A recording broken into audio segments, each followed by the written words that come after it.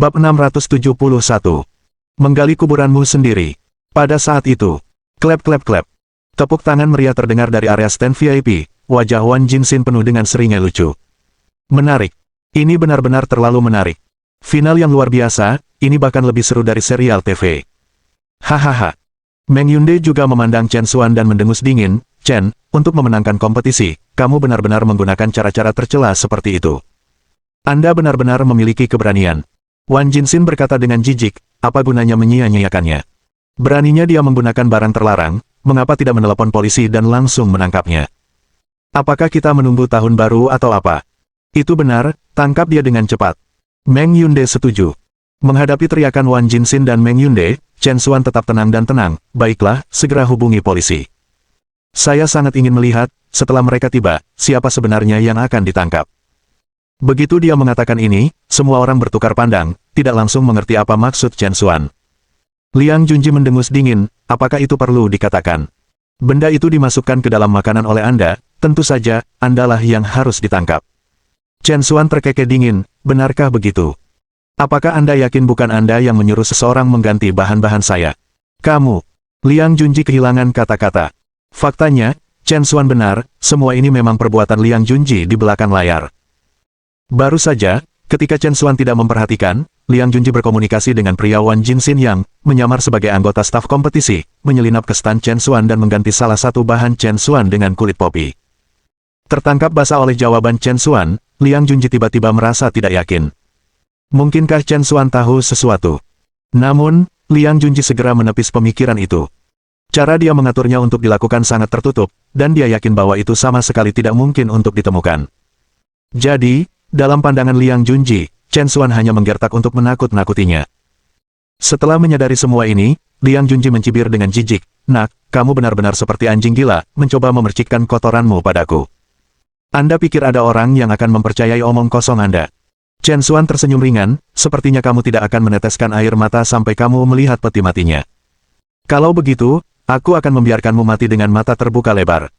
Dengan mengatakan itu, Chen Xuan mengeluarkan ponselnya, membuka video, dan bahkan menampilkan video tersebut di layar lebar di venue. Segera, video pengawasan mulai diputar di layar lebar. Video tersebut memperlihatkan bagian dalam stand Chen Xuan. Ke dalam bilik kosong, seorang anggota staf diam-diam menyelinap masuk. Dia mengeluarkan sebuah tas dan kemudian mengganti salah satu bahan Chen Xuan, sebelum pergi diam-diam saat dia tiba. Seluruh proses ditangkap dengan jelas di kamera. Melihat pemandangan ini, penonton langsung mulai ramai berdiskusi. Ternyata, seseorang telah menjebaknya selama ini. Penonton terkesiap, pergantian acara hari ini sudah terlalu banyak. Sekarang, mereka semua tidak yakin siapa yang baik dan siapa yang jahat. Tapi sepertinya setidaknya Chen Xuan tidak bersalah untuk saat ini. Setelah melihat rekaman pengawasan, kulit Liang Junji juga berubah drastis. Dia tidak menyangka bahwa semuanya telah direkam oleh Chen Xuan. Tapi bagaimana ini bisa terjadi? Dari mana Chen Xuan ini mendapatkan kameranya?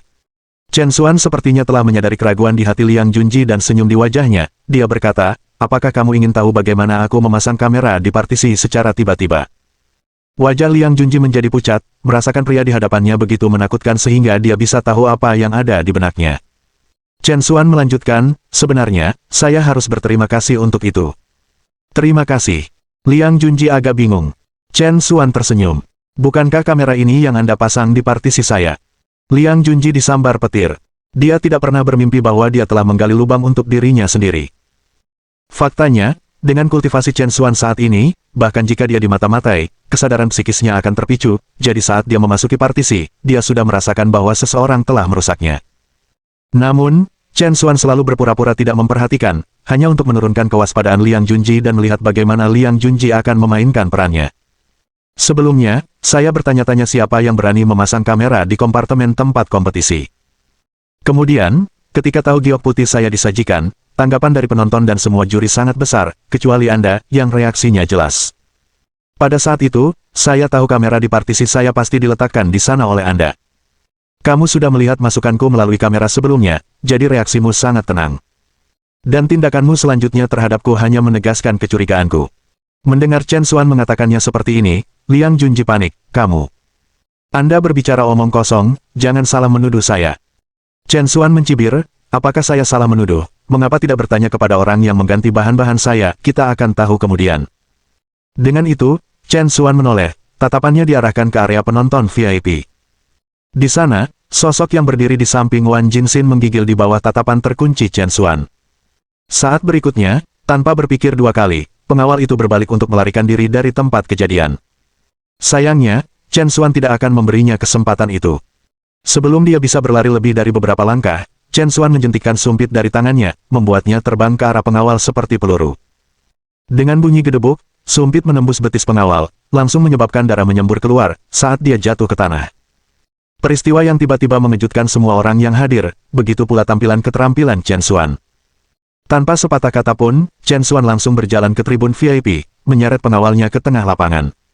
Liang Junji tergagap ketakutan. Chen Xuan, kamu. Anda benar-benar berani memukul orang-orang di tempat kompetisi kami, Anda berani. Chen Xuan mengejek, aku punya keberanian. Anda berkolusi dengan kontestan untuk memanipulasi kompetisi secara rahasia, dan Anda bahkan membawa zat terlarang untuk menjebak saya. Saya pikir Anda jauh lebih berani daripada saya. Kamu. Liang Junji tidak bisa berkata-kata. Chen Xuan menginjak kaki pengawal itu, bicaralah, siapa yang menyuruhmu menjebakku? Pengawal itu berteriak kesakitan, hendak mengatakan sesuatu, ketika dia mendengar suara Wan Jinxin dari tribun, dengan acuh tak acuh berkata, Tuan Chen, apakah menurut Anda ada orang yang akan mempercayai pengakuan yang dipaksakan? Kata-kata Wan Jinxin jelas merupakan petunjuk bagi pengawal untuk tidak terlalu banyak bicara. Setelah mendengar kata-kata Wan Jinxin, pengawal itu terlalu takut untuk bersuara. Chen Xuan melirik Wan Jinxin, matanya sedikit menyipit. Pengawal ini milik Wan Jinxin, dan jelas, Wan Jinxin juga terlibat dalam masalah ini. Sekarang, Wan Jinxin berani mengoceh di sini, bertindak seolah-olah Chen Xuan tidak akan berani menyentuhnya. Bab 672. Menamparmu terlalu baik. Chen Xuan mencibir, melawan orang-orang sepertimu, mengapa kita harus melalui semua masalah itu? Setelah itu, Chen Xuan memandang Liang Junji, kamera itu terhubung langsung ke ponsel. Untuk terhubung ke kamera itu, harus ada aplikasi yang sesuai di ponsel. Profesor Liang, bukankah kamu mengatakan bahwa kamera tidak ada hubungannya denganmu? Lalu apakah Anda berani membiarkan semua orang melihat apakah Anda memiliki aplikasi itu di ponsel Anda atau tidak? Begitu kata-kata ini diucapkan, pandangan semua orang beralih ke Liang Junji. Saya. Liang Junji tergagap, kataku. Mengapa saya harus membiarkan Anda melihat ponsel saya? Tanggapan seperti itu jelas tidak meyakinkan. Jika kamu tidak membiarkanku melihat, maka kamu jelas bersalah. Chen Xuan sengaja berkata. Dengan itu, penonton juga menjadi gelisah. Itu benar, kamu harus memberitahu kami. Jika kamu tidak menunjukkan kepada kami, itu berarti kamu bersalah. Penonton mulai berteriak dengan hiruk-pikuk. Menghadapi keributan orang banyak, Liang Junji bingung sejenak. Dia secara alami dapat mengabaikan saran semua orang dan tidak menunjukkan teleponnya, tetapi dengan melakukan itu, dia secara tidak langsung akan mengakuinya. Tapi jika dia menunjukkannya, sebelum Liang Junji bisa berpikir jernih, Chen Xuan melangkah maju dan menyambar ponsel Liang Junji. Hei, apa yang kamu lakukan? Liang Junji mencoba melawan, tetapi Chen Xuan mengirimnya terbang dengan tendangan. Chen Xuan mendekati Liang Junji dan membuka kunci ponsel dengan sidik jari Liang. Tan, maukah kamu melakukan kehormatan untuk memverifikasi ini? Chen Xuan menyerahkan telepon itu kepada Tan Yuanhai. Tan Yuanhai mengambil telepon itu dan meliriknya, wajahnya langsung menggelap. Liang Junji, alasan apa yang kamu miliki sekarang? Tan Yuanhai menyuruh seseorang memproyeksikan layar ponsel Liang Junji ke layar lebar. Apa yang ditampilkan di atasnya tidak salah lagi adalah situasi di dalam kamar Chen Xuan. Saat itu, penonton benar-benar meledak. Sekarang dengan bukti yang pasti, sudah pasti Liang Junji adalah orang yang menjebak Chen Xuan. Sebuah skandal. Benar-benar ada skandal. Profesor macam apa dia, sama sekali tidak tahu malu. Bagaimana mungkin orang seperti ini bisa memenuhi syarat untuk menjadi hakim, benar-benar menjijikkan. Di antara hadirin, kutukan terhadap Liang Junji memenuhi udara. Dalam sekejap, Liang Junji menjadi tikus yang menyeberang jalan, dibenci oleh semua orang. Pada saat ini, Liang Junji benar-benar dipermalukan dan berharap dia bisa menggali ke dalam lubang dan bersembunyi. Chen Xuan memandang Liang Junji dengan suara dingin, bicaralah, dengan siapa kamu membuat kesepakatan, dan bagaimana tepatnya kamu menjebakku. Eja dengan jelas. Liang Junji menggelengkan kepalanya dengan panik, Aku tidak melakukan apa-apa, Saya tidak tahu apa-apa. Tan Yuanhai menegur dengan marah, Liang Junji, pada titik ini, kamu masih berani membuat alasan. Chen Xuan mendengus dingin, kamu tidak tahu, kan? Yah, itu mudah, kita bisa menelepon polisi sekarang. Memiliki barang selundupan, itu saja bisa membuatmu dipenjara beberapa tahun, bukan? Dan begitu kamu masuk, aku ingin tahu apakah orang-orang yang kamu lindungi masih akan memikirkanmu dengan sayang. Cui Ruyun mengangguk, baiklah, aku akan menelepon polisi sekarang. Mendengar ini, Liang Junji jatuh ke tanah dengan bunyi gedebuk. Tidak, tolong. Saya salah, saya mohon, jangan panggil polisi. Wajah Chen Xuan tenang, sekarang, apakah kamu siap untuk berbicara? Liang Junji mengangguk dengan panik, aku akan bicara, aku akan menceritakan semuanya. Direktur Muda Wan dan Tuan Kedua Meng yang membelikan saya. Mereka tidak hanya meminta saya membantu Tuan Kedua Meng memenangkan hadiah emas dalam kompetisi makanan dan obat-obatan, tetapi juga meminta saya mengusir Chen Xuan dari kompetisi dan bahkan menjebaknya dengan barang selundupan untuk benar-benar merusak reputasinya. Semua ini adalah ide Direktur Muda Wan dan Tuan Kedua Meng. Saya baru saja dibayar untuk melaksanakannya, itu sama sekali tidak ada hubungannya dengan saya. Saya mohon, tolong lepaskan saya. Emosi Liang Junji benar-benar runtuh, dan dia berlutut di tanah, menangis tersedu-sedu. Setelah mendengar ini, penonton menjadi sangat gila. Jadi itu semua benar, memang ada korupsi. Modal Ventura Jingao, benar-benar tidak tahu malu. Dan Tuan Meng kedua. Betapa lucunya restoran keluarga Meng, saya tidak akan pernah pergi ke sana lagi. Sampah yang tidak tahu malu. Sangat menjijikan. Meng Yunde, yang dipanggil dengan nama Liang Junji, tiba-tiba dikutuk oleh semua orang dan menjadi bingung, tidak tahu harus berbuat apa. Wan Jinsin, bagaimanapun, masih agresif. Liang Junji, berhenti menyemburkan omong kosong di sini. Anda bilang saya menyuap Anda, apakah Anda punya bukti? Liang Junji balas menatapnya dengan dingin, Direktur Muda Wan, tidak perlu berpura-pura lagi. Catatan transfer yang Anda kirimkan kepada saya sebelumnya masih ada di ponsel saya, bukti apa lagi yang Anda butuhkan? Setelah mendengar ini, kulit Wan Jinsin menjadi sangat masam, bajingan, kamu berani melemparkan kotoran padaku, aku akan membuatmu membayar untuk ini. Ayo, sobek mulutnya, mari kita lihat apakah dia akan berani berbicara omong kosong setelah itu. Beberapa pengawal segera menyerang Liang Junji. Ketakutan, Liang Junji berguling dan merangkak di belakang Chen Xuan, berteriak, tolong. Pembunuhan. Para pengawal melemparkan pukulan ke Chen Xuan, tapi sayangnya, mereka bukan tandingannya. Dalam hitungan detik, semua pengawal dibaringkan di tanah oleh Chen Xuan. Chen Xuan mengalihkan pandangannya yang sedingin es ke arah Wan Jinsin, kamu bilang aku menyerah di bawah tekanan, sepertinya kamu mencoba membungkamku, bukan? Wajah Wan Jinsin sangat jelek, Tuan Chen, Anda berani menentang Jingao Venture Capital, apakah Anda sudah memikirkannya? Chen Xuan tidak menjawab tetapi melangkah maju. Tampar. Pukulan keras terdengar tepat di wajah Wan Jinsin. Lawan aku, sudahkah kamu memikirkannya? Desis. Semua orang yang hadir tanpa sadar menghirup udara dingin. Bahkan Direktur Muda Jingao Venture Capital langsung ditampar. Chen Xuan ini sangat galak. Wan Jinsin sendiri terpana dengan tamparan dari Chen Xuan. Di seluruh Yanjing, modal Ventura Jingao sangat terkenal, dengan uang dan orang-orang yang mereka miliki. Tapi sekarang, tak seorang pun yang muncul entah dari mana, seorang gigolo yang disimpan oleh Cui Ruyun, benar-benar berani menyerangnya, yang merupakan penghinaan besar. Kau berani memukulku. Wajah Wan Jinsin penuh dengan ketidakpercayaan, dan dia meraung dengan marah. Tidak lama setelah suaranya memudar. Krek. Chen Xuan menendang kakinya, dan tulang kering Wan Jinsin pecah saat terkena benturan. Ah! Wan Jinsin berteriak kesakitan. Suara Chen Xuan dingin, berani menjebakku, memukulmu memang terlalu ringan. Semua dibiarkan terdiam. Tuan Chen ini terlalu kuat. Wan Jinsin sangat kesakitan sehingga dia tidak bisa berbicara, merasa takut dan marah terhadap Chen Xuan. Tapi dia tahu bahwa itu dengan orang-orang yang dia bawa, tidak ada yang cocok untuk Chen Xuan. Tuan Chen, tunggu saja. Ayo pergi. Beberapa pengawal, membawa Wan Jinsin yang patah kaki, bergegas keluar dari arena. Setelah itu, tatapan Chen Xuan tertuju pada Meng Yunde. Gedebuk. Seperti melihat hantu, Meng Yunde sangat ketakutan hingga kakinya menjadi lemah, dan dia berlutut lurus ke tanah. Kakak, selamatkan hidupku, aku salah. Bab 673. Apa hubungan kita? Bahkan Wan Jinsin tidak takut untuk memukul, Chen Xuan di depan mereka ini benar-benar gila, di mana Meng Yunde berani menentangnya. Chen Xuan menatap Meng Yunde dengan mata sedingin es. Meng Yunde, apakah kamu masih ingat apa yang aku katakan terakhir kali di restoran keluarga Mengmu? Saya. Meng Yunde gemetar ketakutan, merasa seolah-olah hatinya berada dalam genggaman erat sepasang tangan yang besar. Chen Xuan melanjutkan, saya katakan terakhir kali bahwa itu jika Anda berani membuat masalah lagi, saya akan membuat restoran keluarga Meng Anda benar-benar menghilang dari dunia ini. Apakah Anda benar-benar berpikir saya baru saja berbicara? Dengan kata-kata ini, Meng Yunde merasa seperti telah jatuh ke dalam gua es. Jika sebelumnya, dia akan mengira siapapun yang berbicara dengannya seperti itu hanya menggertak. Tapi sekarang, Meng Yunde tidak lagi merasa seperti itu.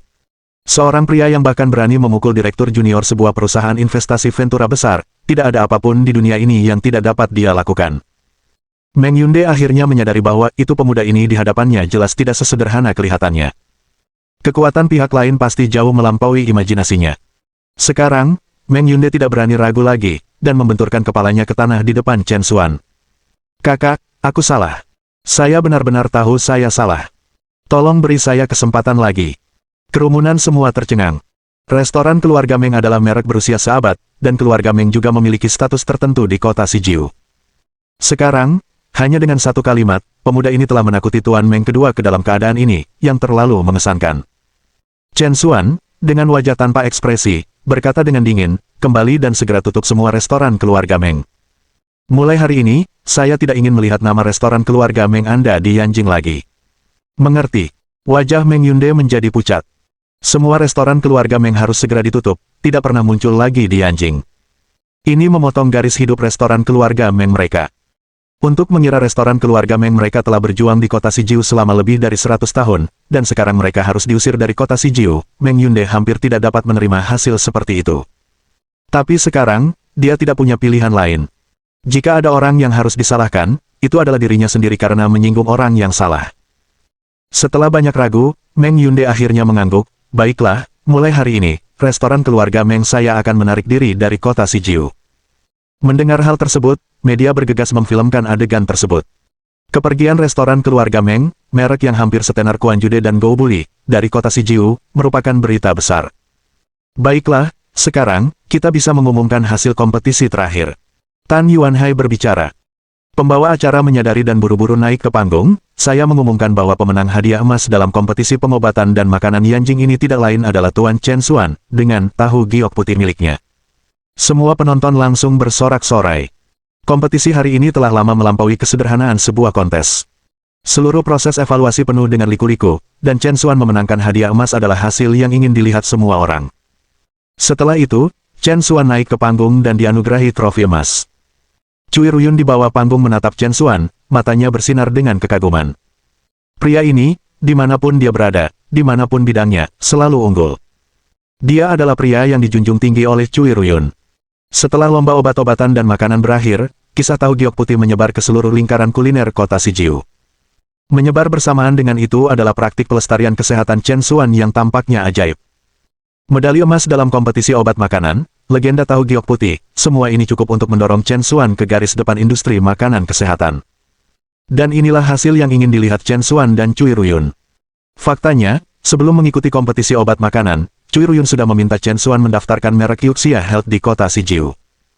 Setelah Chen Xuan mengundurkan diri dari platform penghargaan, bahkan sebelum dia meninggalkan hotel resort, dia telah menerima undangan dari lebih dari selusin perusahaan investasi. Semalam, nama Yuxia Health menjadi kesayangan kalangan investasi di kota Sijiu. Setelah meninggalkan hotel resort, Chen Xuan, mengemudi bersama Cui Ruyun, kembali ke kota Sijiu.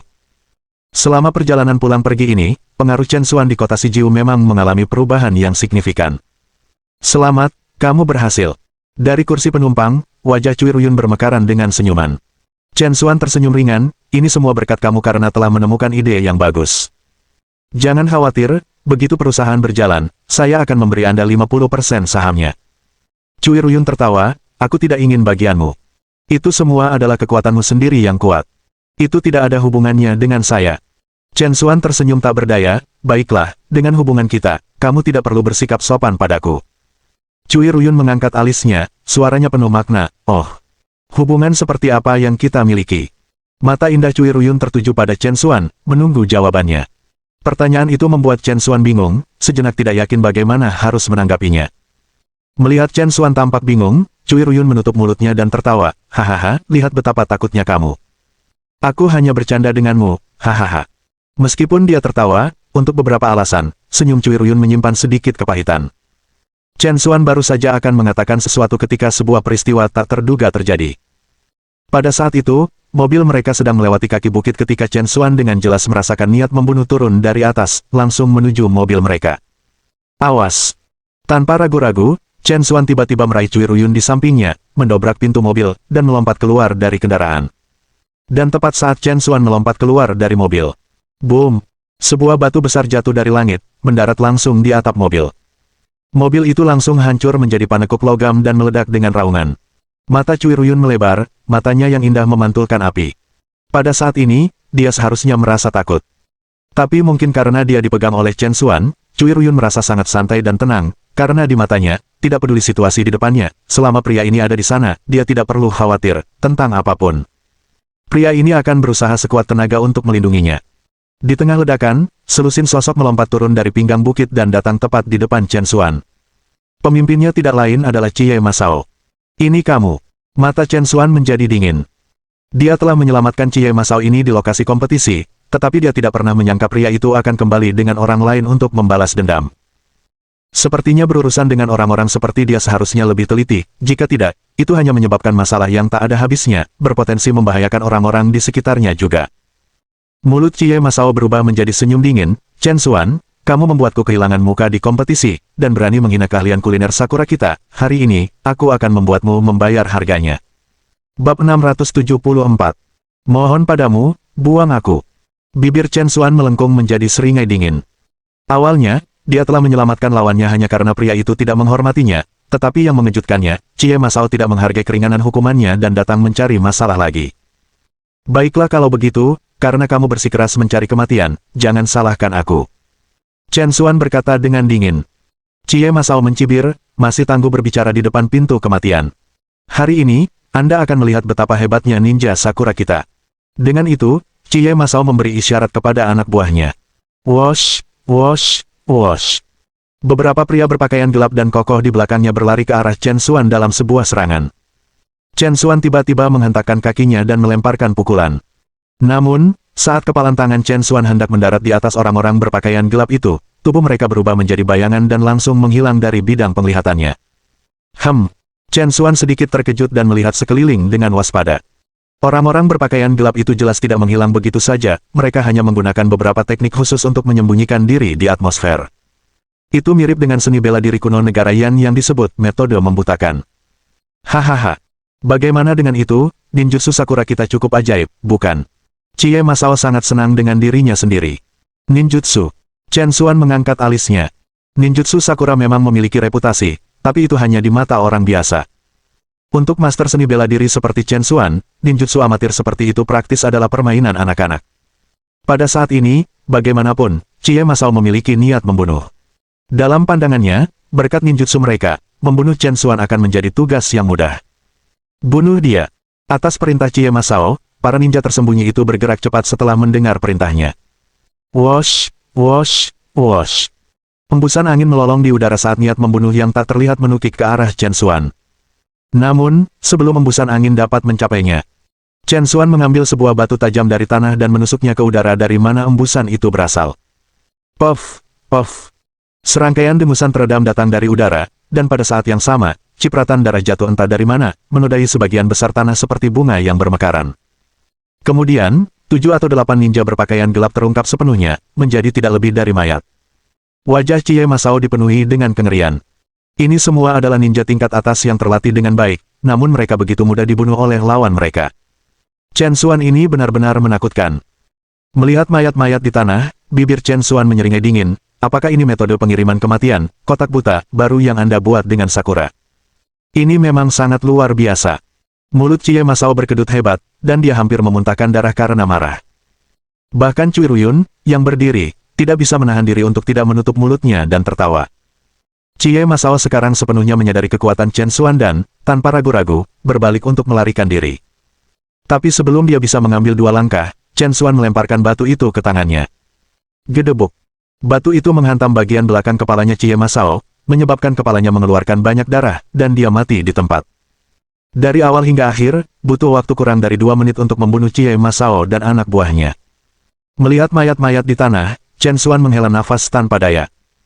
Memang, seseorang tidak boleh terlalu baik hati, jika tidak, itu selalu membawa masalah yang tidak perlu. Setelah melemparkan mayat-mayat itu ke dalam mobil yang menyala dan mengurus tempat kejadian, Chen Xuan dan Cui Ruyun kemudian pergi. Kembali sendirian ke kamar sewaan, seseorang mengetuk pintu. Mengenakan pakaian kasual yang menyegarkan, Wu Pingsui bersandar di pintu, sosoknya yang mengesankan bergelombang sedemikian rupa sehingga sulit untuk berpaling. Ada apa? Chen Xuan bertanya. Wu Pingsui melayang ke dalam ruangan dengan mudah. Kemana saja kamu selama 2 hari terakhir ini? Wu Pingsui menanyai Chen Xuan dengan matanya yang indah. Chen Xuan menjawab dengan santai, tidak banyak, hanya berkeliaran. Hanya berkeliaran. Wu Pingsui, sedikit tidak senang, berkata dengan sinis, saya yakin Anda sedang nongkrong di tempat tidur seorang wanita. Jangan pikir aku tidak tahu, pagi itu kamu pergi bersama pemilik Donglai Kyungu. Kamu belum pulang selama 2 hari, kamu tidak menghangatkan tempat tidurnya, kan? Chen Xuan terdiam, imajinasi wanita ini benar-benar sangat kaya.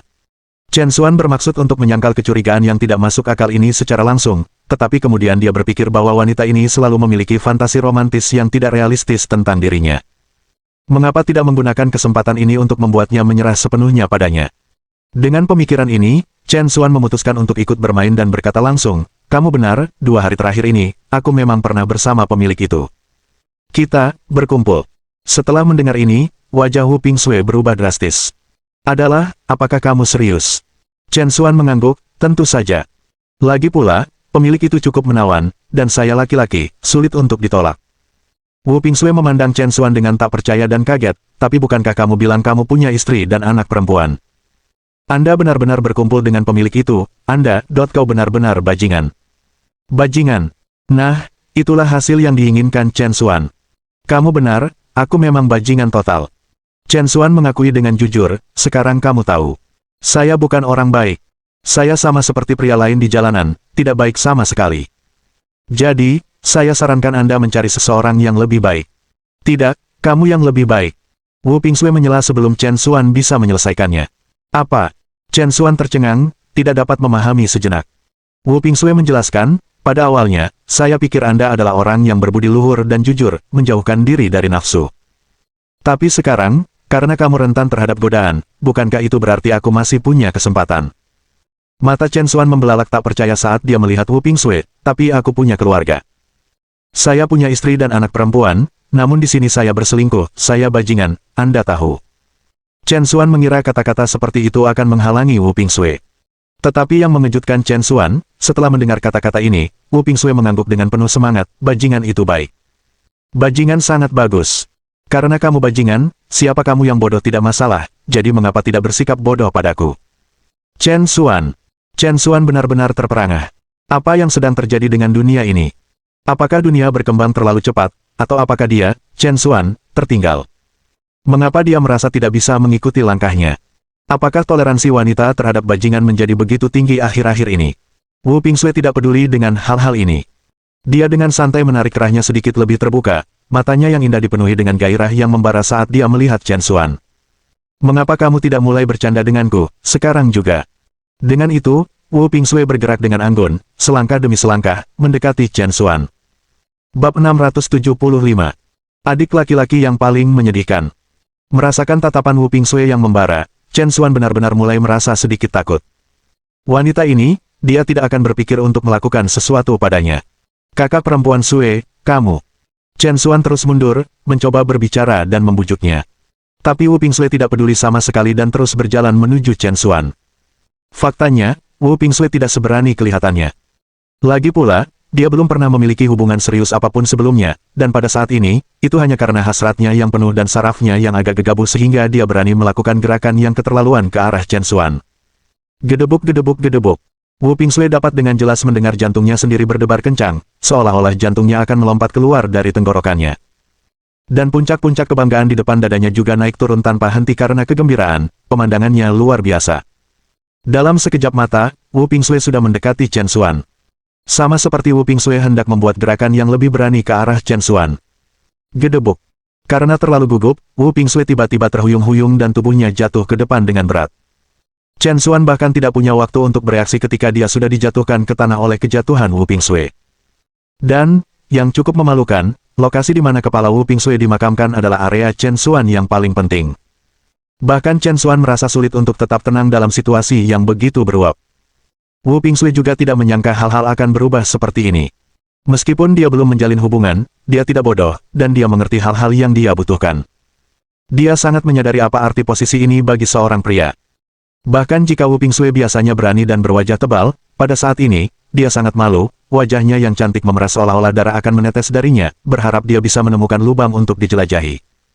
Namun, Wu Pingsui tidak pernah bisa bermimpi bahwa rasa malu itu baru saja dimulai. Sama seperti Wu Pingsui mengumpulkan kekuatannya untuk berdiri. "Kakak, apakah saudara Xuan sudah kembali?" Sebuah suara tiba-tiba terdengar dari belakang mereka. Wu Pingsui dan Chen Xuan mendengar suara ini, keduanya merasakan sesuatu yang buruk, tetapi sebelum mereka dapat bereaksi, Wu Bo telah berhasil mencapai ambang pintu. Detik berikutnya, ketika Wu Bo melihat pemandangan di hadapannya, matanya hampir keluar dari kepalanya. "Apa yang kalian lakukan?" Astaga! Wu Bo benar-benar tercengang. Dia tidak pernah bermimpi bahwa saudara perempuan dan saudaranya Xuan akan melakukan sesuatu yang begitu berani di belakangnya. Ini juga sederhana, terlalu mendebarkan. "Hei, di mana semua orang? Mengapa tidak ada orang di rumah?" Wu Bo memilih untuk menutup mata, lalu berbalik dan berjalan keluar, bahkan tidak mau menutup pintu dengan benar saat dia pergi. Sungguh, melakukan hal-hal seperti itu dan bahkan tidak tahu untuk menutup pintu. Wu Bo merasa dia akan mengkhawatirkan dirinya sendiri sampai mati atas saudara perempuannya. Sementara itu, di dalam ruangan, Wu Pingsui dan Chen Xuan sama-sama merasa seolah-olah hati mereka telah mati. Apa yang disebut kematian sosial? Ini adalah adegan kematian sosial yang sebenarnya. Aku akan keluar dulu." Wu Pingsui dengan cepat bangkit dan melarikan diri dengan wajah merah. Chen Xuan juga sangat malu, merasa sangat tidak berdaya dengan situasinya. Tidak lama setelah Wu Bo turun, dia melihat Wu Pingsui, wajahnya memerah, berlari turun dari lantai atas seperti rusa yang ketakutan. Wu Bo bergegas menemuinya, "Kakak, kenapa kamu turun begitu cepat?" Wu Bo tiba-tiba merasakan gelombang otak dan memikirkan sesuatu, mungkinkah saudara Xuan sudah melakukannya? Jadilah nyata, dasar bodoh. Wu Pingsui sangat marah sehingga dia memukul kepala Wu Bo. Pukulan itu begitu kuat dan berat sehingga hampir menjatuhkan Wu Bo. Untungnya, selama bertahun-tahun, Wu Bo telah didisiplinkan oleh Wu Pingsui beberapa kali dan telah mengembangkan kepala yang sekuat besi. Kalau tidak, pukulan itu mungkin benar-benar mematahkan tengkoraknya. "Kakak, kenapa kamu memukulku?" Wu Bo merasa sangat dirugikan. Untuk membantu saudara perempuan dan saudara laki-lakinya Xuan, dia berpura-pura buta terhadap situasinya, namun dia masih tertabrak.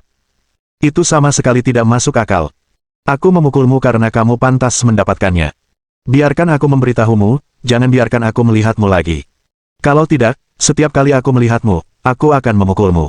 Dengan itu, Wu Pingsui berbalik dan melangkah dengan dominasi. Wu Bo, memegangi kepalanya, tampak sangat bingung. Kecocokan seperti apa yang dilemparkan adiknya sekarang? Dan berbicara tentang menjadi sengsara, apakah ada cara agar dia tidak ditinju? Apakah ada saudara di dunia ini yang lebih sengsara dariku?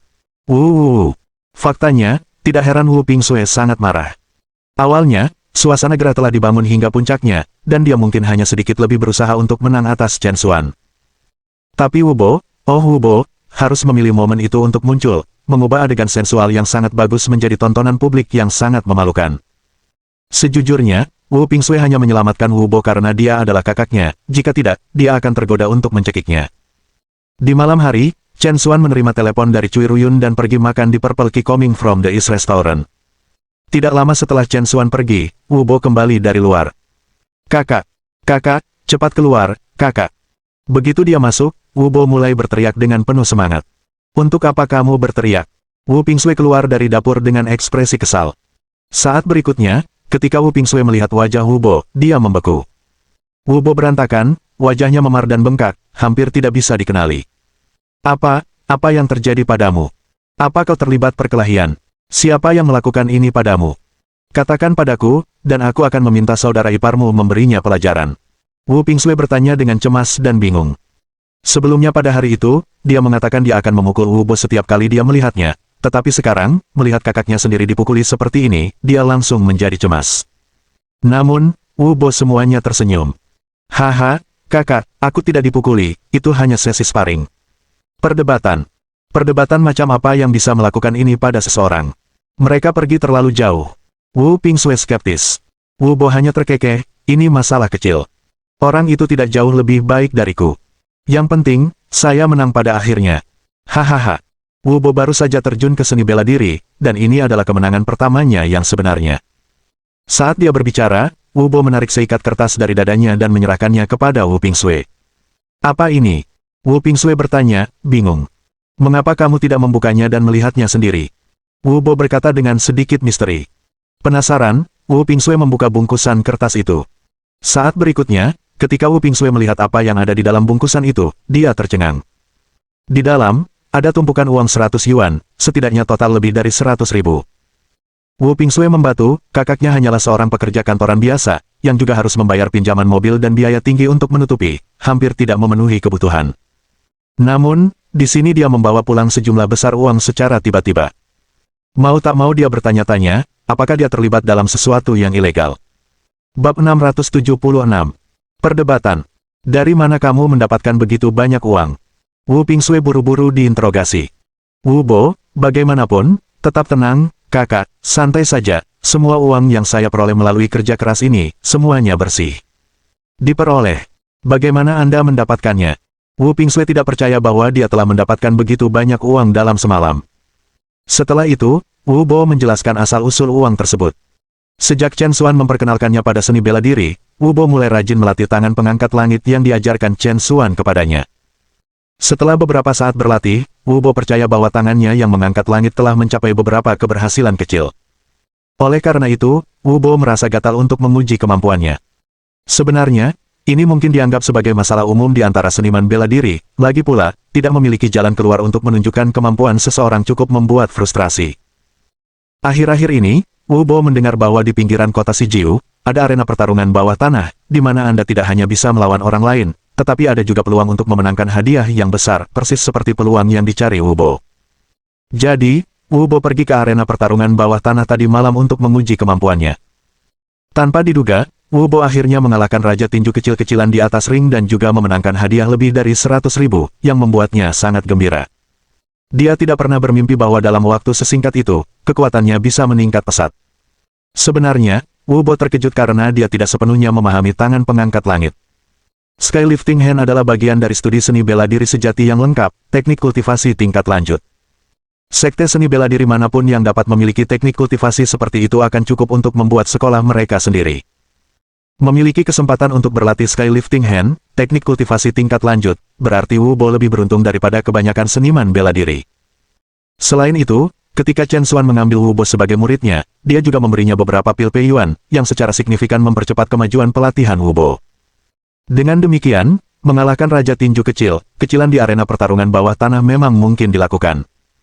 Terlebih lagi, hari ini Wu Bo berjuang hampir mempertaruhkan nyawanya untuk menang. Mendengar cerita Wu Bo, Wu Pingsui langsung dipenuhi dengan kekhawatiran. Kamu memenangkan uang ini dengan bertarung. Apakah kamu bodoh atau apa? Apakah keluarga kita kekurangan uang sebanyak ini? Aku hanya memilikimu sebagai saudara laki-laki, jika kamu dibunuh oleh seseorang, bagaimana aku akan melanjutkan? Bagaimana saya akan menghadapi orang tua kita ketika saya sampai di sana? Wu Bo tidak bisa menahan senyum kecut. Kak, kamu tidak perlu terlalu khawatir. Anda tidak tahu, kekuatan saudara laki-laki Anda sekarang sangat kuat, jika tidak, bagaimana mungkin Raja Tinju dikalahkan oleh tangan saya? Dan ini bukan tentang memenangkan uang, saya melakukan ini sepenuhnya untuk meningkatkan kekuatan saya. Sekarang aku menjadi bagian dari lingkaran seniman bela diri, bukan berarti aku bisa terus bersembunyi di rumah dan tidak melawan siapapun, kan? Untuk apa semua pelatihan ini? Ini. Wu Pingsui kehilangan kata-kata, dan pada akhirnya, dia hanya bisa berkata, baiklah, berhati-hatilah, dan sebaiknya jangan sampai terluka. Jika Anda menghadapi lawan yang tidak dapat Anda kalahkan, segera berlutut dan memohon belas kasihan, mengerti? Wu Pingsui tidak berharap kakaknya menjadi sangat kuat, dia juga tidak berharap dia memiliki terlalu banyak harga diri selama dia bisa mempertahankan hidupnya, itu adalah hasil terbaik. Wu Bo terdiam. Kakak, apakah kamu benar-benar berpikir aku pengecut di matamu? Jangan khawatir, kakakmu sangat tangguh. Orang-orang itu seperti yang disebut Raja Tinju kecil-kecilan, semua pertunjukan dan tanpa substansi. Mulai sekarang, orang lain akan menjadi orang yang berlutut dan memohon belas kasihan dariku. Kakakmu tidak akan pernah berlutut kepada siapapun lagi. Hahaha. Wu Bo tertawa bangga. Tapi tepat pada saat itu, sebuah suara tiba-tiba terdengar. Berani mengatakan aku tidak baik. Wu Bo, kamu benar-benar mengira kamu adalah Raja Tinju. Saat kata-kata itu berakhir, seorang pemuda dengan kepala gundul, ditemani oleh beberapa pria kuat, menerobos masuk ke halaman.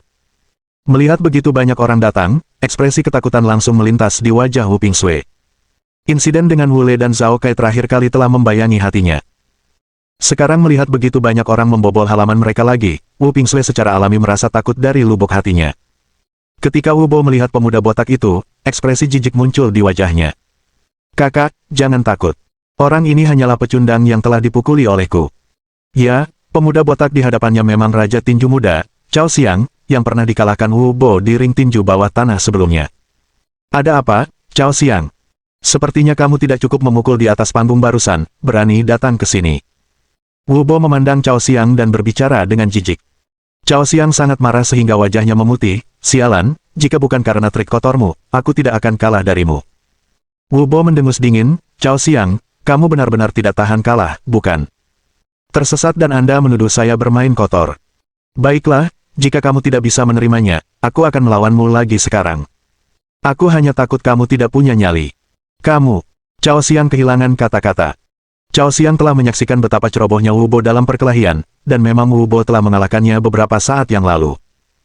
Mengetahui bahwa bertarung lagi adalah kekalahan yang pasti, Cao Xiang tentu saja tidak akan cukup bodoh untuk menantang Wu Bo lagi. Ada apa, kakimu kedinginan? Jika kamu takut, pergilah dari sini. Tempatku tidak menerima sampah sepertimu. Wu Bo mengutuk dengan bangga. Wu Pingsui melihat Wu Bo bertingkah seperti ini, matanya bersinar kegirangan. Apakah ini saudara pemalu yang dia miliki sebelumnya? Dia sangat jantan sekarang, hampir mengejar Chen Xuan. Ekspresi Cao Xiang, bagaimanapun, berubah menjadi ganas, dan dia mencibir, ingin mengusirku, aku khawatir itu tidak akan semudah itu. Ekspresi Wu Bo menjadi gelap, tidak pergi. Maka jangan salahkan saya karena bersikap kasar. Dengan kata-kata itu, Wu Bo melangkah maju, melepaskan serangan telapak tangan, bertujuan untuk menangkap Cao Xiang.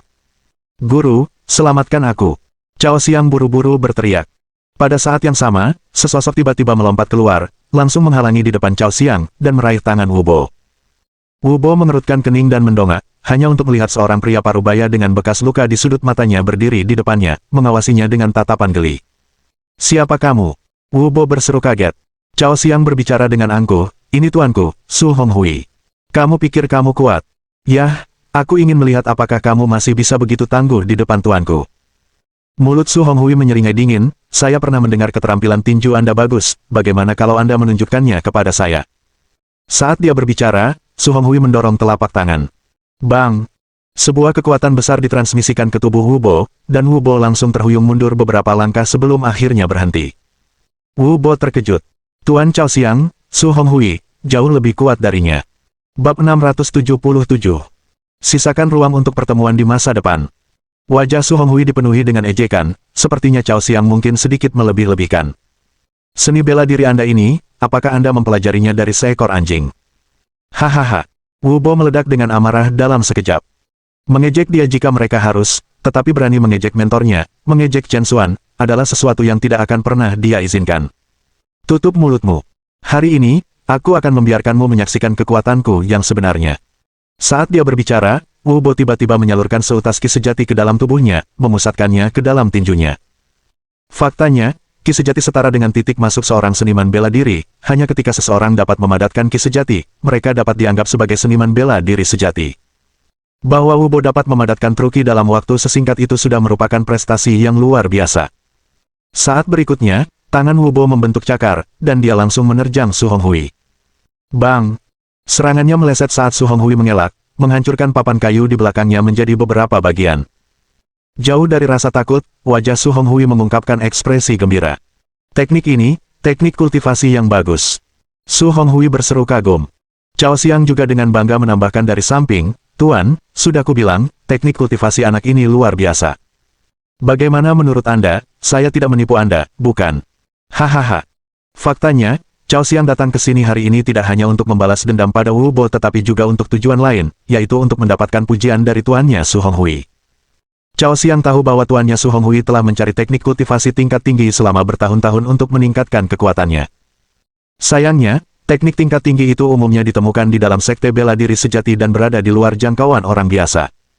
Selama bertahun-tahun, Su Honghui tidak menemukan cara untuk mengejar ini, kekuatannya mandek.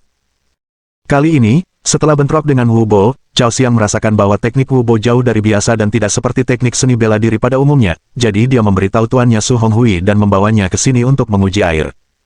Sekarang, dengan penyelidikan Su Honghui, dia langsung senang. Ini adalah teknik kultivasi tingkat lanjut yang dia cari dengan putus asa. Su Honghui sangat gembira, luar biasa, luar biasa. Cao Xiang, kamu telah melakukan pelayanan yang luar biasa kali ini. Saat kami kembali, tuanmu akan menghadiahimu dengan mahal. Setelah mendengar ini, Cao Xiang sangat gembira. Terima kasih, Tuan. Wu Bo mendidih karena marah. Pertama, izinkan saya menghadiahi Anda dengan pukulan. Karena itu, Wu Bo meraung dan menyerang Su Honghui sekali lagi. Pukulan ini kuat dan berat, mengumpulkan semua kekuatan Wu Bo. Namun, sebelum pukulan itu bisa mencapainya, pukulan itu tersangkut di tangan Su Honghui. Apa? Wu Bo tercengang, tidak menyangka Su Honghui begitu kuat. Mata Su Honghui dipenuhi dengan ejekan, teknik kultivasi tingkat tinggi seperti itu, terbuang sia-sia di tangan sampah sepertimu, sungguh memalukan. Dengan itu, gelombang ki sejati yang kuat meledak tiba-tiba dari tangan Su Honghui. Boom! Wu Bo segera merasakan kekuatan kolosal melewati tinjunya ke lengannya, dan kemudian menembus seluruh tubuhnya. Pada saat yang sama, rasa sakit yang parah menyerangnya dari lengannya. Wu Bo mengeluarkan teriakan yang menusuk, tulang lengannya patah dalam sekejap, menggantung tanpa daya seolah-olah itu adalah tali yang putus. Cedera parah seperti itu bukanlah sesuatu yang bisa ditanggung Wu Bo, dia langsung jatuh ke tanah, menggeliat kesakitan. Xiao Bo. Apa kabar, Xiao Bo? Wu Pingsui menjadi pucat ketakutan saat melihat Wu Bo seperti ini. Bahkan dia tahu, lengan kakaknya telah hancur total. Kamu bajingan, beraninya kamu menyakiti saudaraku, aku akan melawanmu. Wu Pingsui sangat marah. Dia mengambil tongkat dari tanah dan mengayunkannya ke arah Su Honghui. Sayangnya, bagaimana mungkin dia, seorang wanita tanpa keterampilan seni bela diri, bisa menjadi tandingan master seni bela diri seperti Su Honghui. Su Honghui menendang keluar, menghancurkan tongkatnya, dan Wu Pingsui dikirim terbang ke belakang, menabrak dinding dan memuntahkan seteguk darah segar. Kakak! Kakak! Wu Bo dipenuhi dengan kengerian. Hahaha, bagaimana itu, Wu? Apakah Anda sekarang menyadari nilai Anda sendiri? Dengan keterampilan remeh seperti itu, kamu berani berbaur di arena pertarungan bawah tanah. Anda benar-benar tidak mengetahui batasan Anda sendiri. Hahaha. Cao Xiang tertawa penuh kemenangan. Pada saat itu, Wu Bo dipenuhi dengan penyesalan. Jika dia tahu ini akan terjadi, dia tidak akan pernah memprovokasi seseorang seperti Cao Xiang. Ketika Chen Xuan telah menyerahkan teknik kultivasi kepadanya, dia telah mengatakan bahwa itu tangan pengangkat langit ini bukanlah masalah sepele dan tidak boleh dengan mudah ditampilkan di depan orang lain kecuali benar-benar diperlukan. Itu semua kepintarannya sendiri menjadi kacau, berpikir tidak ada yang akan mengenali keahliannya, bahkan pergi ke arena pertarungan bawah tanah. Itu semua salahnya. Bagaimana mungkin saudara perempuannya terlibat jika bukan karena dia? Wu Bo sangat menyesal, tapi sayangnya, mengatakan apapun sekarang tidak ada gunanya. Aku akan melawanmu dengan semua yang aku punya. Wu Bo meraung dengan marah, berjuang untuk bangkit menyerang Cao Xiang, hanya untuk ditampar ke tanah oleh tangan Cao Xiang. Persetan dengan ibumu. Sepotong sampah sepertimu berani mengangkat tanganmu ke arahku. Perhatikan saat aku memukulmu sampai mati. Cao Xiang, yang sebelumnya dikalahkan di arena pertarungan bawah tanah oleh Wu Bo, telah menahan banyak tembakan, dan sekarang dia memiliki kesempatan untuk membalas dendam. Dia tentu saja tidak akan melewatkan kesempatan besar ini. Bang bang bang. Cao Xiang mengayunkan tinju dan kakinya, dengan keras memukul Wu Bo berulang kali. Dalam sekejap mata, Wu Bo dipukuli hingga berantakan, pemandangan yang mengerikan untuk dilihat. Bo kecil, jangan pukul saudaraku. Hentikan. Wu Pingsui menangis, melindungi Wu Bo dengan tubuhnya. Wajah Cao Xiang memutarbalikkan dengan jahat, sialan, wanita jalang yang ikut campur, aku akan memukulmu bersamanya. Cao Xiang mengayunkan tinjunya, dan setelah beberapa pukulan, Wu Pingsui juga dipukuli hingga berdarah, hampir pingsan. Su Honghui berbicara dengan samar, tersenyum, kita semua berteman di sini, jangan terlalu kejam. Apa yang selalu saya ajarkan kepada Anda? Tinggalkan kelonggaran dalam tindakanmu agar kita bisa bertemu lagi suatu hari nanti. Cao Xiang kemudian berhenti, tertawa dan berkata, pelajaran guru itu benar, hahaha. Su Honghui mendekati Wu Bo dan mencibir, bagaimana rasanya dipukuli seperti ini. Sebenarnya, aku tidak datang ke sini untuk menghajarmu hari ini. Tujuan utama saya adalah berteman dan bertukar beberapa petunjuk. Selain itu, saya juga ingin bertanya tentang teknik kultivasi yang telah Anda pelajari. Cao Xiang mengancam dari samping, apakah kamu mengerti apa yang dikatakan tuanku? Serahkan teknik kultivasi itu dengan cepat. Mendengar ini, ekspresi Wu Bo tiba-tiba berubah, kamu datang untuk mencuri teknik kultivasi saya. Su Honghui tersenyum tanpa sepatah kata pun. Cao Xiang mencibir dari samping, apalagi yang kamu harapkan? Anda pikir sepotong sampah seperti Anda layak mendapat kunjungan dari tuan saya secara pribadi? Wu Bo segera membalas dengan dingin, kamu ingin teknik kultivasi saya? Bermimpilah. Bahkan jika aku mati, aku tidak akan menyerahkan teknik itu kepada sampah sepertimu. Ketika Chen Xuan telah menyerahkan teknik kultivasi kepadanya, dia telah menyebutkan betapa pentingnya hal itu dan bahwa itu tidak boleh diteruskan begitu saja kepada orang lain. Pada saat ini, Wu Bo siap mengorbankan nyawanya sendiri untuk melindungi teknik kultivasi. Bab 678. Aku tidak pernah menyetujuimu. Begitu Wu Bo berbicara, dia langsung disambut dengan pukulan dan tendangan Cao Xiang. Sial, kamu tidak menghargai wajah yang baik saat melihatnya. Percaya atau tidak, aku bisa membantai kamu di sini dan sekarang. Cao Xiang mengutuk dengan keras. Wu Bo dipukuli begitu parah hingga dia memuntahkan darah, namun dia tetap menolak untuk mengalah. Cukup. Su Honghui mengangkat tangannya untuk menghentikannya. Berjalan langsung ke Wu Bo, Su Honghui berkomentar, lumayan, kamu punya tulang punggung. Saya adalah orang yang sangat tidak suka memaksa orang lain. Karena Anda tidak ingin berbicara, maka jangan memaksakannya. Wu Bo tertegun sejenak, mengira dia salah dengar. Namun, dia kemudian mendengar Su Honghui berkata dengan acuh tak acuh kepada Cao Xiang, Cao Xiang, wanita ini cukup baik, kamu kebetulan membutuhkan seorang istri, bawa dia kembali bersamamu. Cao Xiang melirik Wu Pingsui di tanah, dan senyum jahat segera menyebar ke bibirnya. Baiklah, Tuan, saya akan membersihkan wanita kecil ini dan mengirimnya langsung ke tempat tidur Anda. Hehehe. Setelah mengatakan ini, Cao Xiang, dengan beberapa anak buahnya, mulai mengepung Wu Pingsui. Wu Bo terkejut dan geram. Kamu binatang buas, berhenti di sana. Jika kamu menyentuh adikku, aku akan melawanmu dengan nyawaku. Wu Bo meraung. Cao Xiang tetap tidak terkesan, masih ingin bertarung. Bahkan tidak pasti Anda akan berhasil melewati malam ini. Tapi jangan khawatir, adikmu pasti akan hidup lebih lama darimu, tuanku pasti akan menyayanginya. Hahaha, bajingan. Cao Xiang, kau bajingan. Wu Bo menyerang Cao Xiang, tetapi ditendang ke tanah dan diinjak seperti tumpukan lumpur. Pada saat itu, Wu Bo akhirnya memahami kekejaman dunia ini. Ternyata dunia ini selalu menjadi dunia di mana yang kuat memangsa yang lemah. Manusia dan hewan, pada dasarnya tidak ada banyak perbedaan. Jika Anda lebih lemah dari yang lain, Anda hanya menjadi sasaran intimidasi mereka. Lihat dirimu, seperti anjing mati, kamu berani bergerak melawanku. Bajingan. Kaki Cao Xiang menekan keras ke wajah Wu Bo. Su Honghui berbicara sambil mencibir, aku akan memberimu kesempatan. Jika Anda tidak ingin sesuatu terjadi pada saudara perempuan Anda, serahkan teknik kultivasi dengan patuh, atau yang lain, ham-ham. Wu Bo mendidih karena marah, tetapi dia juga tahu bahwa dia tidak punya pilihan lain. Baiklah, saya bisa menyerahkan teknik kultivasi kepada Anda, tetapi Anda harus berjanji untuk tidak menyakiti saudara perempuan saya apapun yang terjadi. Mata Su Honghui berbinar, dan dia langsung mengangguk, setuju. Selama Anda menyerahkan teknik kultivasi, saya berjanji untuk tidak menyentuh saudara perempuan Anda. Setelah berjuang lama, Wu Bo akhirnya mengeluarkan teknik Skylifting Hand, yang telah ditulis secara pribadi untuknya oleh Chen Xuan. Merebut teknik Skylifting Hand dari Wu Bo, ekspresi Su Honghui berangsur-angsur menjadi salah satu kegembiraan. Semakin banyak Su Honghui membaca, semakin dia menjadi senang, mau tak mau berseru, teknik yang luar biasa. Benar-benar level yang tinggi. Hahaha. Setelah melihat teknik Skylifting Hand, Su Honghui merasa sangat disayangkan dia tidak menemukannya lebih awal. Dibandingkan dengan teknik tangan pengangkat langit tingkat tinggi ini, teknik yang dia kembangkan sebelumnya hanyalah sampah belaka, sia-sia selama bertahun-tahun. Melihat reaksi Su Honghui, bahkan Cao Xiang menjadi penasaran. Guru, apakah teknik ini benar-benar luar biasa? Boleh aku melihatnya? Kata Cao Xiang, membungkuk untuk melihat-lihat, tetapi sebelum dia bisa mendapatkan pandangan yang jelas, Su Honghui telah menyingkirkan teknik itu. Dengan tingkat kultivasi Anda saat ini, Anda belum memenuhi syarat untuk mempraktikkan teknik bermutu tinggi seperti itu, berhati-hatilah agar tidak mengalami penyimpangan kultivasi. Jangan khawatir, Anda telah banyak membantu tuan Anda, dan setelah saya berhasil mengembangkan teknik ini, saya pasti tidak akan mengubah Anda. Dengan itu, Su Honghui, tanpa sepatah kata pun, mengambil teknik itu dan dengan cepat melangkah pergi. Melihat sosok Su Honghui yang mundur, Cao Xiang tidak bisa menahan diri untuk tidak mengerutkan bibirnya. Kutua ini berbicara permainan yang bagus tetapi tidak bermain adil.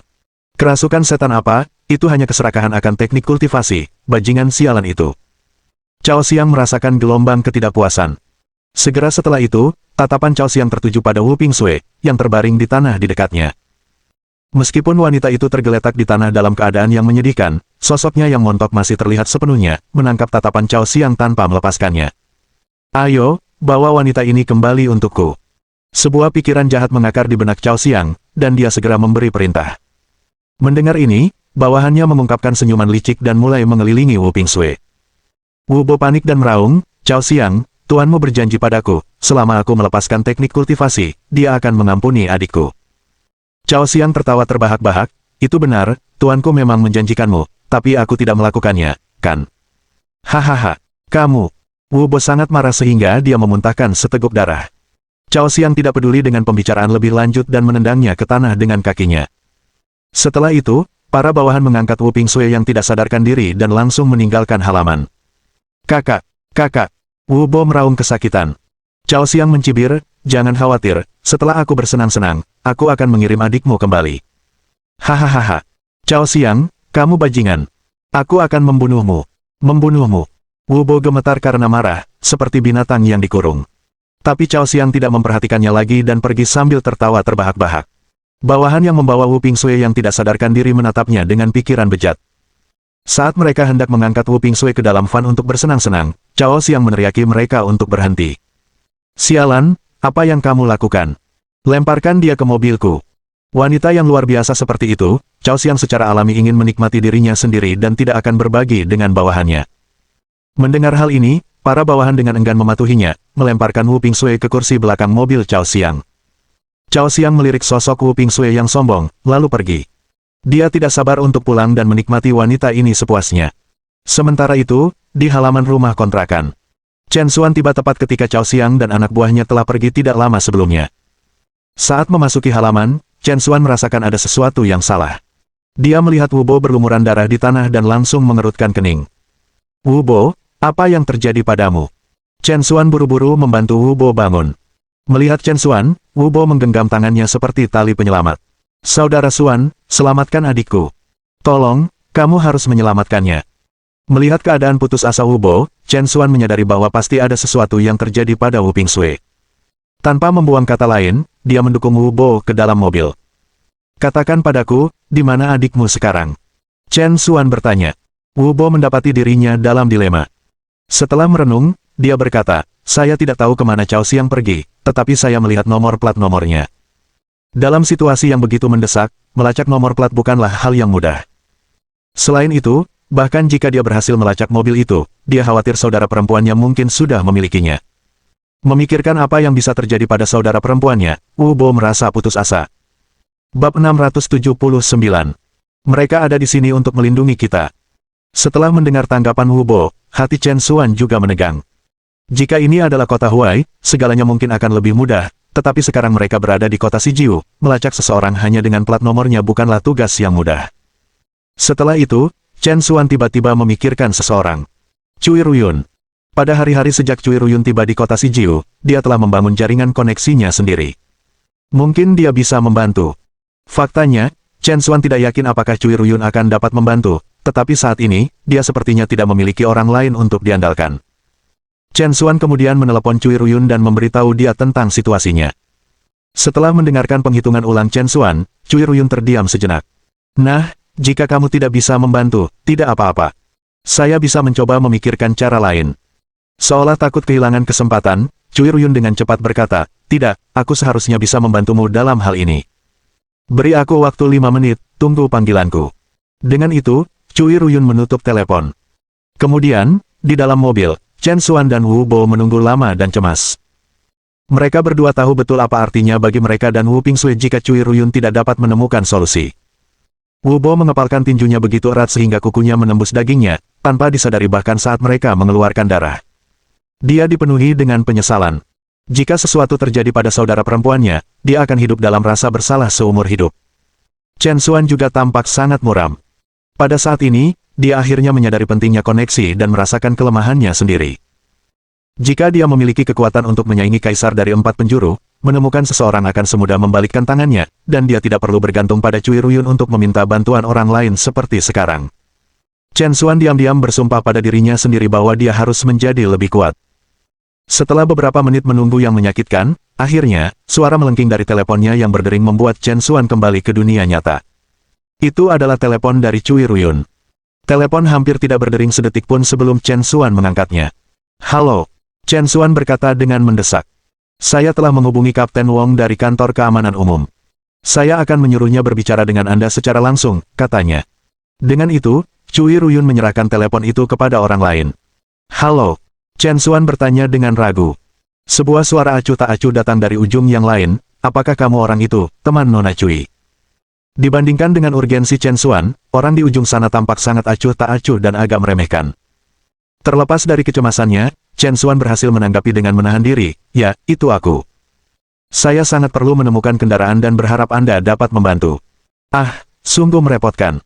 Tapi baiklah, kamu adalah teman Nona Cui, jadi aku akan membantumu kali ini, jawab orang lain dengan nada sedikit tidak sabar. Terima kasih. Baiklah, tidak ada obrolan lagi, cepat berikan nomor plat nomornya, orang itu menegur. Wu Bo dengan cepat melaporkan nomor plat Cao Xiang. Oke, mengerti. Sekarang tunggu, jawabnya. Setelah itu, orang di ujung telepon menutup telepon tanpa sepatah kata pun. Halo, halo. Melihat teleponnya yang terputus, Chen Xuan merasa agak marah. Membantu orang biasa keluar dari bahaya seharusnya menjadi tanggung jawab mereka, tetapi sekarang dia masih harus memohon kepada mereka, yang membuatnya sangat tidak nyaman. Tetap saja, karena Chen Xuan adalah orang yang membutuhkan, dia tidak punya pilihan selain bertahan. Setelah beberapa menit menunggu dengan cemas, telepon Kapten Wong datang lagi. Baiklah, aku sudah menemukan lokasi kendaraannya. Saya akan meminta seseorang mengirimi Anda posisi waktu nyata segera. Tapi jangan ganggu aku dengan hal lain, oke? Kapten Wong jelas tidak dapat diganggu untuk membantu lebih jauh. Tapi itu sudah cukup untuk Chen Xuan. Oke, terima kasih, Kapten Wong. Jangan khawatir, setelah ini selesai, aku. Chen Xuan bermaksud mengucapkan beberapa kata sopan, tetapi sebelum dia bisa menyelesaikannya, pihak lain menutup telepon tanpa sepatah kata pun. Chen Xuan tidak bisa diganggu untuk berdebat dengan orang-orang seperti itu dan melemparkan ponselnya ke Wu Bo yang ada di sampingnya. Anda terus memberitahu saya tentang lokasinya. Oke. Saat berikutnya, bersamaan dengan mesin yang menderu, mobil itu tiba-tiba melesat ke depan seperti binatang buas yang dilepaskan, mendesing ke arah depan. Dia ada di Sanjiang Road sekarang, agak jauh dari kita. Wu Bo bertanya, terdengar khawatir. Sanjiang Road berjarak 5 km, dan mengejar seseorang di jalan yang padat ini bukanlah tugas yang mudah. Namun Chen Xuan tidak punya waktu untuk mengobrol dan menginjak pedal gas, melaju menuju Sanjiang Road secepat mungkin. Meskipun bukan jam sibuk, ini adalah kota Sijiu, di mana terdapat banyak kendaraan dan kondisi jalan sama sekali tidak menjanjikan. Namun, semua itu tidak bisa menghentikan Chen Xuan. Tatapannya tertuju ke depan, Chen Xuan memperhatikan jalan dengan cermat. Kecepatan mobil sudah melonjak hingga 100 mil per jam. Di jalan-jalan kota, kecepatan 100 mil per jam hampir mencapai batasnya. Tapi bagi Chen Xuan, itu masih belum cukup. Menyalip, berpindah jalur, melayang, menikung. Semua dalam satu urutan yang mulus. Seluruh proses berjalan lancar seperti awan yang lewat tanpa tanda-tanda keraguan atau pengereman. Kecepatan mobil dengan cepat mencapai 180. 180. Di jalan-jalan kota, kecepatan ini sangat menakutkan. Wu Bo, yang duduk di kursi penumpang, sudah mengalami gelombang gejolak di hatinya. Kecepatan ini, sensasi ini, itu terlalu gila. Hati Wu Bo ada di tenggorokannya, dan itu tidak akan tenang. Biasanya, dia mungkin sudah mulai berteriak ketakutan. Tetapi pada saat itu, yang bisa dia pikirkan hanyalah menjangkau saudara perempuannya secepat mungkin. Lupakan kecepatannya, lupakan bahayanya, meskipun itu berarti menabrak dan mati pada detik berikutnya, itu tidak masalah. Belok kiri di persimpangan di depan. Wu Bo melaporkan lokasi dengan tenang, seperti wingman yang kompeten. Tanpa ragu-ragu, Chen Xuan menyentakkan setirnya dengan keras, melakukan drift yang indah, dan berbelok ke jalan kiri. Pada saat itu, sebuah mobil polisi yang diparkir di pinggir jalan berguncang keras akibat lonjakan kecepatan yang tiba-tiba. Staf di dalam mobil melotot kaget. Ini adalah pertama kalinya mereka melihat kecepatan seperti itu. Saat berikutnya, staf menjadi sangat marah. Berani balapan di kota Sijiu. Apa mereka gila? Kemudian, disertai dengan suara sirene yang melengking, 3 mobil segera dinyalakan dan mengejar ke arah Chen Xuan pergi. Wu Bo melihat ini dari kaca spion dan tersentak, "Saudara Xuan, di belakang kami."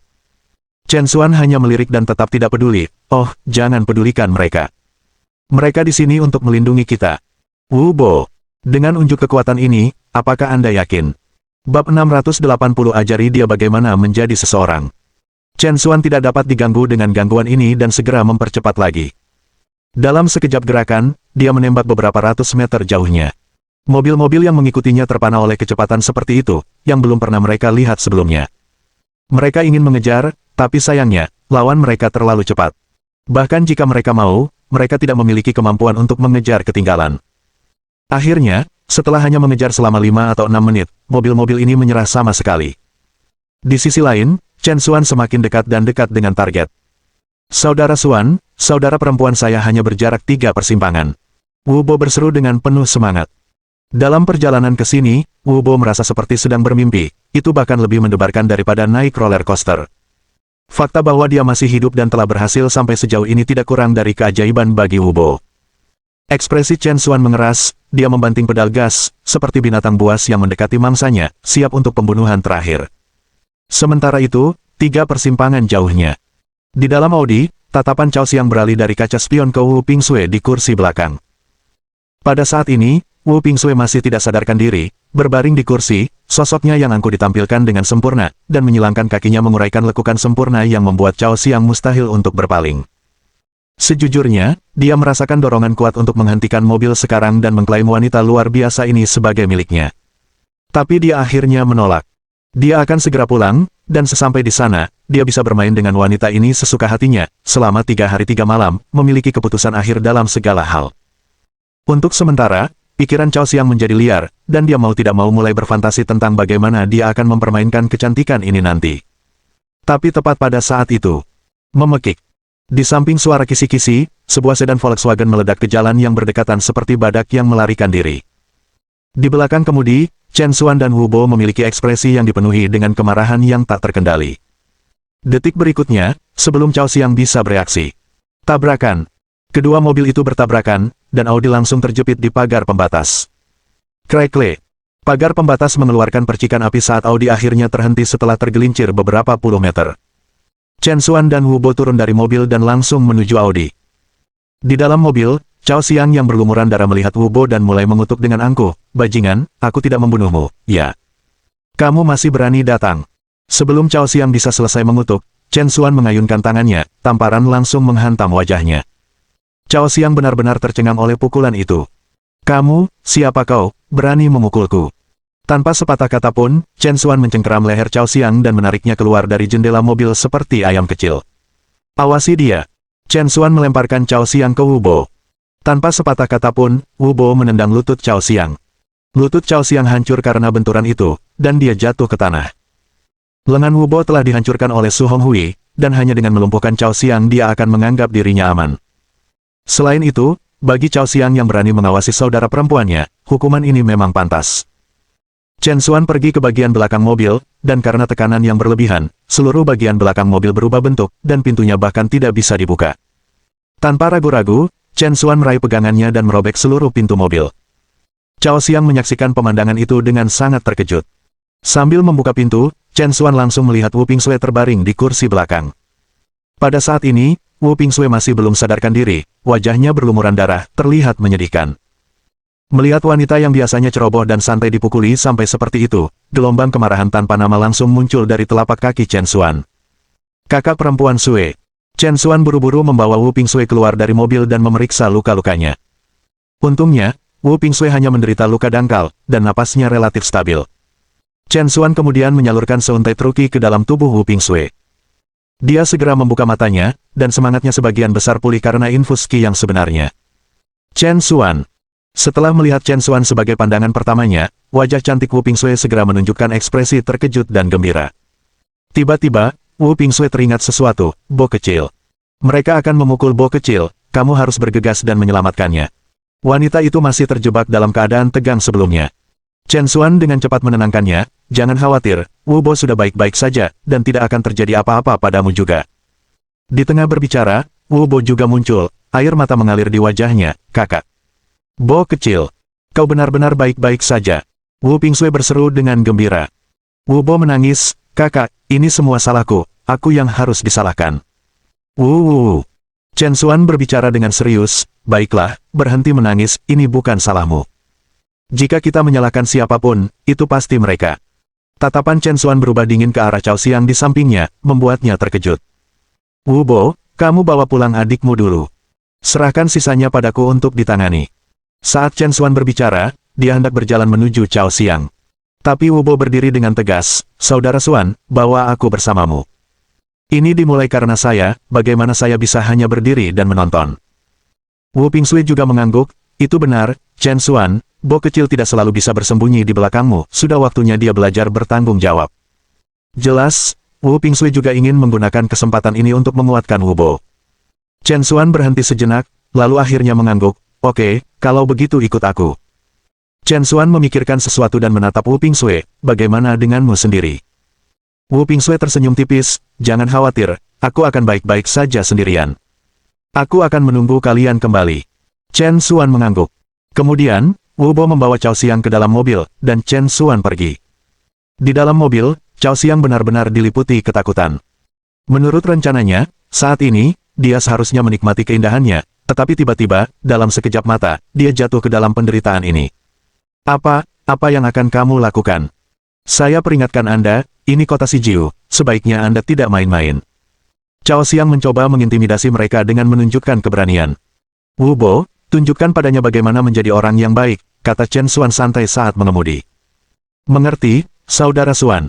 Dengan itu, Wu Bo mengangkat tangannya dan menamparkan wajah Cao Xiang dengan keras beberapa kali. Pukul, pukul, pukul. Wajah Cao Xiang dipukuli sampai berdarah. "Berhenti memukulku, aku tahu aku salah. Tolong, saya mohon, berhenti." Cao Xiang tidak tahan lagi dan buru-buru memohon belas kasihan. Chen Xuan berkata dengan dingin, "Katakan padaku, di mana tuanmu?" Wu Bo sudah menjelaskan bahwa teknik skylifting hand cultivation telah jatuh ke tangan Master Cao Xiang, Su Honghui. Su Honghui ini tidak hanya mengalahkan Wu Bo dan Wu Pingsui, tetapi dia juga berani mencuri teknik budidayanya. Chen Xuan secara alami tidak akan membiarkan ini berlalu dengan mudah. Mohon dukungan dari omom ante-ante sekalian, buat subscribe atau sharekan novel Mimin ke Facebook kalian, agar channel Mimin bisa terus berkembang. Dengan begitu, Mimin bisa lebih semangat untuk up novel seru lain ke depannya. Buat teman-teman yang sudah subscribe dan sharekan novel Mimin, Mimin ucapkan terima kasih sebanyak-banyaknya.